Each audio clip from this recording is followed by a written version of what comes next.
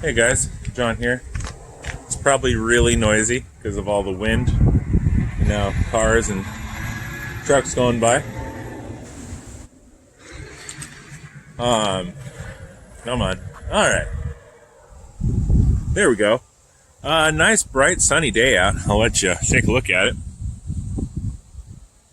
Not a cloud in the sky. It's cold though. I'm not sure what the actual temperature is right now, but we got some wind blowing in from up north, up in Canada, and that's cold. It's coming out of the Fraser Valley. But yeah, I figured I'd come outside here. Not working right now. Slow, well, kind of a slow week to be honest.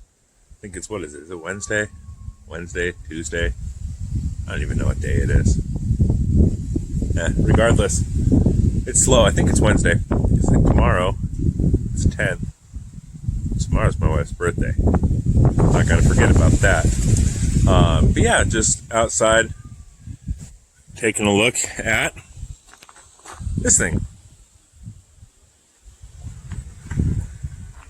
Last time I drove this was down in the gravel pit, and it died on me. Hi puppies. It died on me.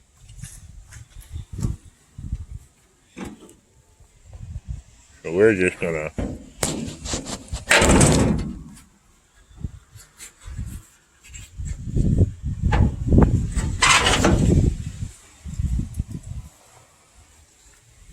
a couple things I noticed. The insulation on that wire melted, and then I believe, yeah, you can see it broke. It's kind of being like a fork terminal right now rather than the ring terminal it's supposed to be. That's the one that comes up from the battery, and it's about 12 miles long for whatever reason. That probably doesn't help it. I'm thinking one of our projects is going to be to shorten that and put a new terminal on it, because that should help quite a bit. Just ridiculous running that much amperage through a wire that long. Or at that point it's a cable that long. But yeah, it's also burning through fuel. Like, I mean, I get it. It's an FE, and that doesn't stand for fuel efficient, but I'm wondering if the fuel isn't leaking. I can see that we have a new section of fuel line here. I haven't done much with the truck, if we're being honest today.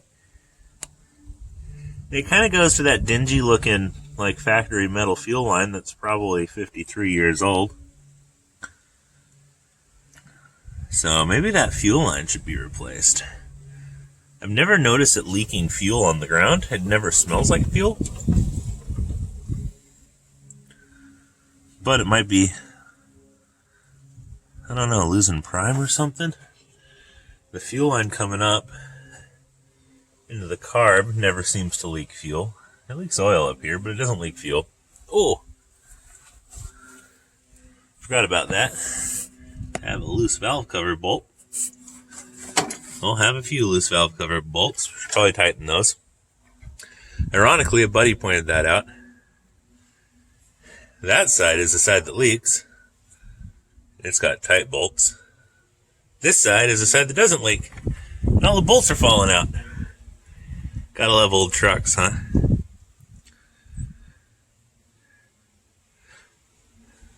So, yeah, today I don't know if I'm going to be called into work, so I'll probably just tighten those bolts and probably look around online and see which parts store around here has the lug that I need to crimp onto that. See if I need to get a special tool. I think there's a special tool. I don't have it though. Maybe call around, see if one of my friends has it.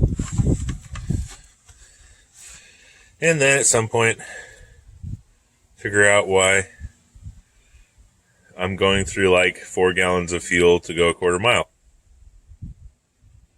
Fun stuff. So running a little colder outside, I'm guessing that the carburetor probably won't like life the way it's jetted. It ran a lot better in warm weather. But we'll take care of the bigger issues before we worry about that. Oh, I also got to find the spacer that's supposed to go in here. As you can see, I've got some insulation behind the alternator so it doesn't ground against the block. Those are rubber gloves. Yeah. Probably going to work on figuring out what I need to order, what I need to make, what I need to do to get this end working a little better. It desperately needs valves. At least the lifters and the camshaft, if not the valves themselves, relapped and looked at. But for the time being, we're just going to make it run. I have not driven this thing into town since I bought it. So that's kind of my goal. Drive it into town. Make it street legal enough, make it roadworthy enough, and drive it into town.